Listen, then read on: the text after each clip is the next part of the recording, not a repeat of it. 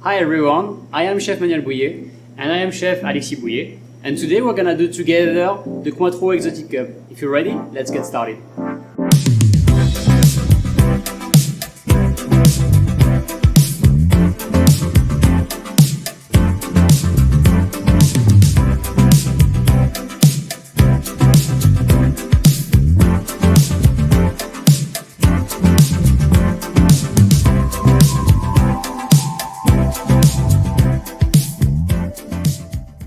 Okay, so now we're gonna get started with the first step, which is gonna be the banana pancake for our exotic Cointreau cup.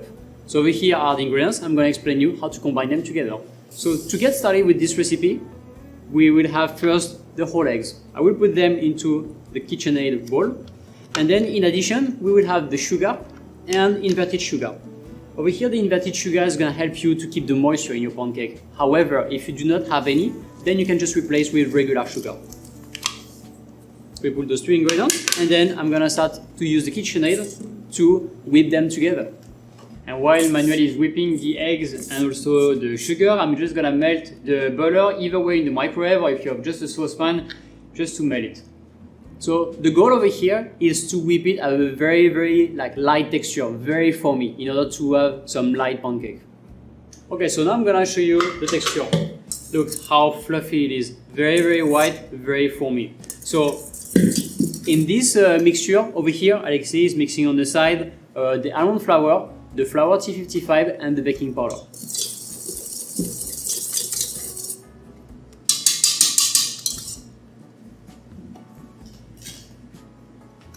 Alright, so progressively, we're gonna pour like all the powders inside and we fold slowly.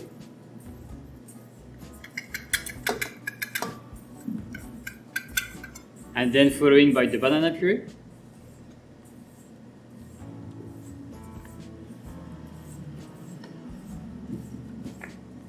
So we're gonna use today the 6 centimeters mold. I'm gonna slightly spray the inside of the mold in order to release more easily our pancake. And then we'll put about 30 grams of banana pancake into the mold.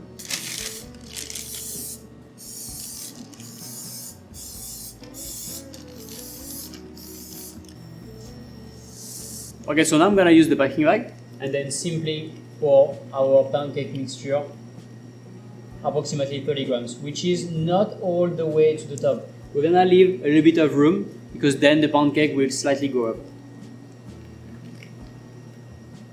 Nice, the texture is very smooth, and you will see that also the fact that he incorporates two types of sugar, the pancake will remain very moist, and also maybe you can talk about the baking process for this pancake. Yeah, so for the baking process, over here we're gonna bake it usually around 160 degrees Celsius, which is quite basic.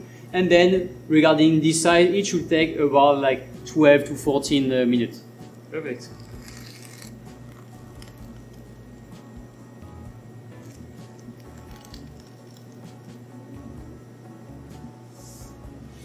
Okay, so now we are ready to put into the oven. Alright, so for the second part of this Cointreau cheese cup, then we're gonna do the cheesecake. As the name is saying, it's a cheese cup. So the base will be actually also a cheesecake. This one we're gonna flavor it with passion fruit. Let's get started. Okay, so to start the cheesecake, we need first the cream cheese, and I'm gonna pour the cream cheese into a pitcher and then reheat slightly in the microwave in order to make it slightly softer. So Alexis is gonna help me over here to slightly reheat it in the microwave. And then you will see this recipe is actually quite simple because we will just combine everything together except one ingredient, the gelatin mass. Okay, I put it into the microwave just for a few seconds just to make it slightly softer, so it doesn't need to be super warm. Okay, so I'm coming back and now it's slightly softer, so which is better, and Manuel will introduce you the rest of the ingredients to pour over it. And then we'll use the hand blender at the end to make it nice and smooth. Over here we have the passion fruit puree. However, if you want to replace with other kinds of puree, it is possible as well, such as mango. Mango, of course, passion fruit right now. We can also use the yuzu juice, lime juice, lemon juice, even some mandarin puree, up to you. Of course, most of the citrus will work pretty well for this kind of applications. So then we'll have the eggs, and then we will finish with our sugar. So we combine together, and then you will see that we will have over here the gelatin mass. Gelatin mass is a combination between gelatin powder and water together. The ratio is always 10 grams of gelatin powder and 60 grams of cold water combined together. So this will reserve it for later and then only for the end. Right now we're gonna combine all those ingredients together and then we will make it very smooth.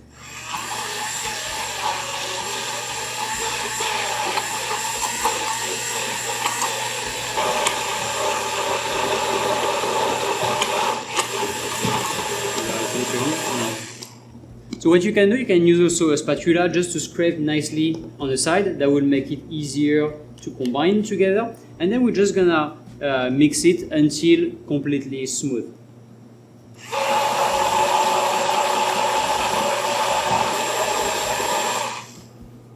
So then here we are, we have a nice and shining texture, ready to go. So we're gonna pour this mixture back over here in the small bowl. And then the goal over here is gonna be to bake it, not just like this in the oven, but with a double water bath. That will help to preserve the outside of the cheesecake and make sure that the cheesecake is not burning on the side. So that's why over here, on the side, I prepared a larger bowl with some water inside. So at the end of this process, what we're gonna do is to simply cover the top of the cheesecake, cover the top of the bowl with 2 layers of plastic wrap. In that regard, that will help to make sure that the cheesecake doesn't burn at the top. So this is gonna cover it with 2 layers of plastic wrap, and then the gelatin mass, I will just reserve it on the side. And as soon as our cheesecake will be baked, then we will apply this gelatin mass and then blend again together. In terms of baking temperature, we will bake it at 120 degrees Celsius for about 45 minutes. Okay, so now our cheesecake has been baked, so we'll be careful because it's very hot. Then I'm gonna remove it from the water and I will show you the texture. So the goal over here is to have your cheesecake that's like what we call jiggling. That means it's set, but then it should be still very, very soft. So we be careful, it's very hot. And you see like the texture should be quite soft still. Okay, so now I'm gonna transfer my hot cheesecake into the pitcher. It will be easier for me to blend it with the gelatin mass. And then on the side we have the gelatin mass. I will just pour over it and then we blend it until we get a very smooth texture, and then we can use it directly. Okay. So we can start with the small spatula and then after we'll finalize to blend it.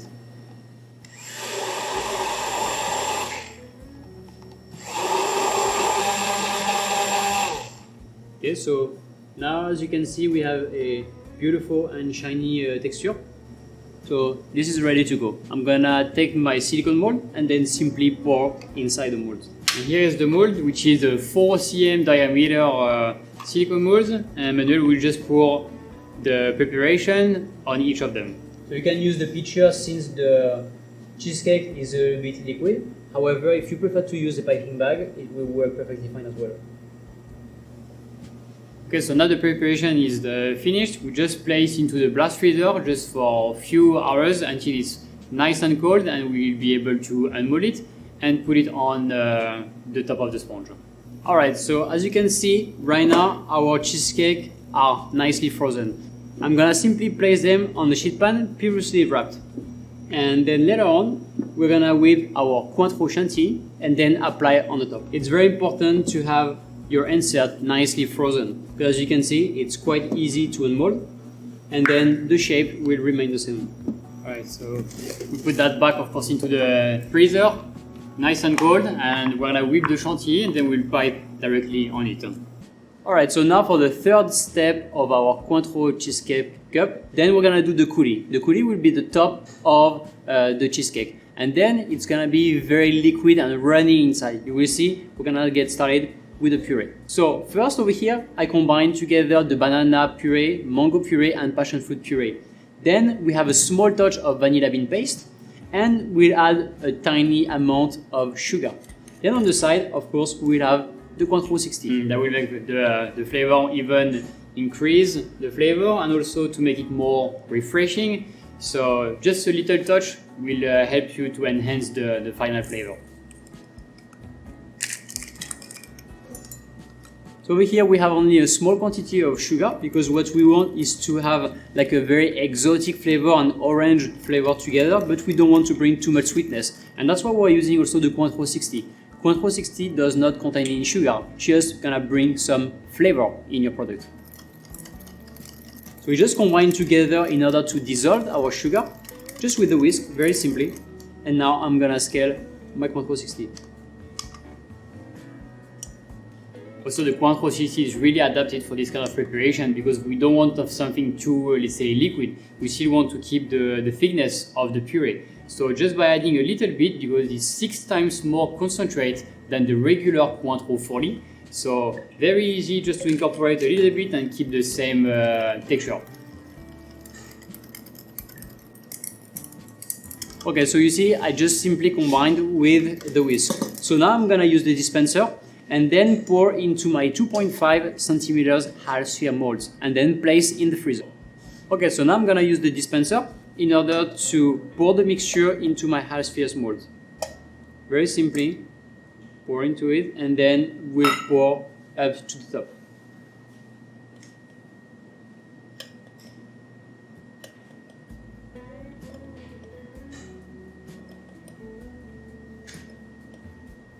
So then after Manuel finishes this step, we can put it into either way blast freezer or just the regular freezer to make it nice and firm, and later on we'll be able to keep it into our Kappa coating. Okay, so directly into the blast freezer. Then we're gonna make the Cointreau whipped ganache. Then we will see you. This is very simple ingredients I'm gonna explain to you. Okay, so over here, we'll start first with our cream number 1 and gelatin mass. I'm gonna place those two together into a pitcher and then start to melt in the microwave, usually around like 60 degrees Celsius. In addition over here, as you can see, I also have a little bit of glucose. Glucose will improve the texture of our whipped ganache. Okay, so let's get started around 60. Okay, so I'm gonna melt into the microwave and Manuel will just introduce you quickly the rest of the ingredients. Over here on the side, we'll have the white chocolate. White chocolate brings you some creaminess and of course a little bit of sweetness in this chantilly. Then we'll have the remaining cold cream and of course at the end we'll add the Cointreau 60. The Cointreau 60 needs to be added in the recipe below 40 degrees Celsius in order to keep the flavor but also keep the alcohol into the recipe, otherwise it will completely evaporate. Over here in this recipe we have some white chocolate and this is why we call it a whipped ganache. A whipped ganache is always based on like a cream and then chocolate together, just combine, and then this is what we call the base of ganache. And then here it's a whipped ganache, so we'll have some extra cream later on in the recipe. So after putting it to the microwave, just check it. It's around 60-65 degrees, so which is fine. So then we can put our white chocolate.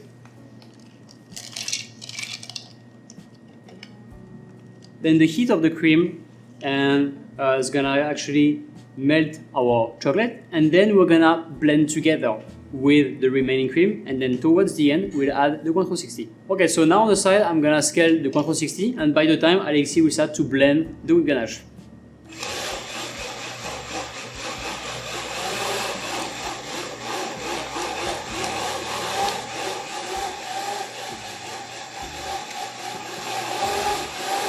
Okay, so the first part of the ganache is already well emulsionate. Now we add the cold cream.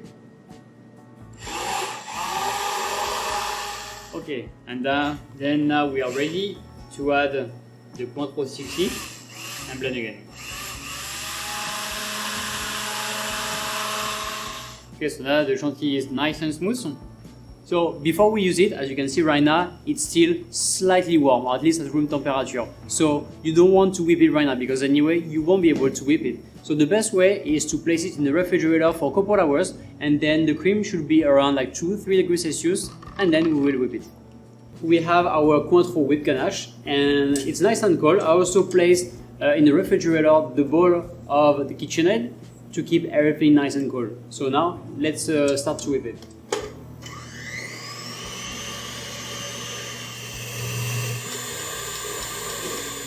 Alright, so now let me show you the texture. With it, it's actually quite important. You don't want to have something too hard and not something too soft. If it's too soft, then it will be very runny. But if it's too hard, it will be the texture of the cream won't be very good. So you want to have a kind of soft texture as it is. And then it will be a beautiful texture to pipe it. So let's place this whipped ganache into a piping bag.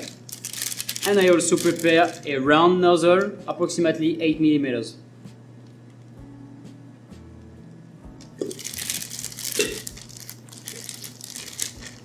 Okay, so now I'm gonna use the shanty and pipe all around it and on the top, and then we'll create like an organic effect by doing some waves with a spoon. We don't need to be very even and accurate, because then we create the waves with the spoon. So then, right now I'm gonna use some hot water with a Parisian spoon. So this spoon will allow me to create a cavity in the center of the cream. So this cavity over here will be the spot for our jelly. Alright, so our next step will be the kappa jelly. You have to imagine that this jelly will be outside of the coulis, and then the inside will be actually very soft. In order to start this kappa jelly, we start here with the water. I'm gonna start to heat it slowly. And then on the side, we'll have the sugar and the kappa powder. I already pre-mixed them both together. Let's start to sprinkle slowly over the water. And then whisk really well. Then we'll bring to a boil. What is really great with this technique is like you can use it as a base, and then inside you can create whatever you want. Today we have an example with some exotic fruits, but then you can also make it exactly the same way with strawberries, raspberries, etc. etc. So pretty nice technique to cover lots of applications.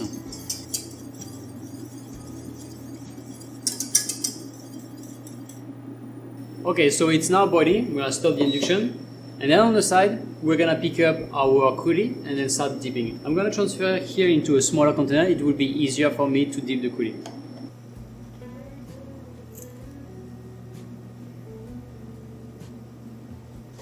Okay, so now we are ready. I'm just gonna unmold them one by one, and we'll be able to dip it. So we just take it with a toothpick, and then we just dip inside for about like 1 or 2 seconds, and then we'll drop over here on the clean parchment.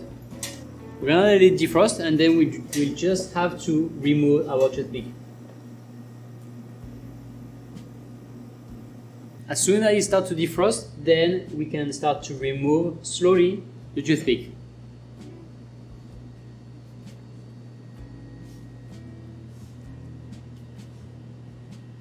I'm not gonna place those coulis into the refrigerator, and then we'll use them later on.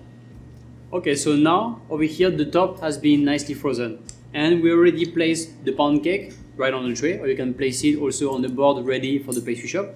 And we're gonna place simply the top on the pound cake. So just with a spatula and a small knife, and then slowly drop it in the center.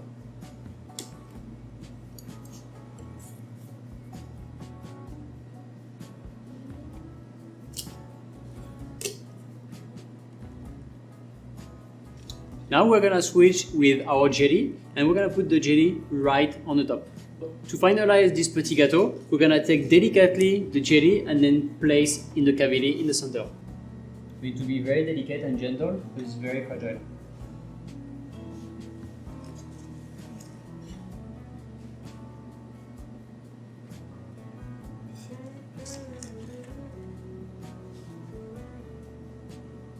So of course, after this step, we need to wait, of course, a few more minutes until the capsule on the top is totally defrosted, and then the idea is like when you cut it, you will get something very yolky in the middle. Then our final step will be to decorate around with some candied orange peel. Okay, so final step, we'll just take the candied peel and then place on the top. So we try to bring a little bit of volume, that is the goal here. Just 3 small pieces will be okay. Here we are, our Cointro cheese cup. Okay, so now it's tasting time. So I'm gonna cut all the way, and then we will see that the inside will be actually quite liquid. Oh, nice. Yeah, you have this yolk. Yeah, very yolky in the middle. This is all what I like.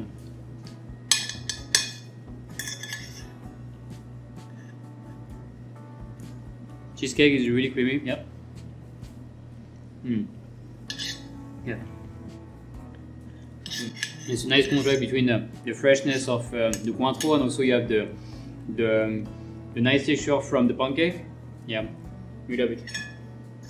Cointreau is really refreshing the whole cake. You know, like inside the coulis, there is like a little boost of alcohol, but more refreshing than alcohol side. But combination is really nice.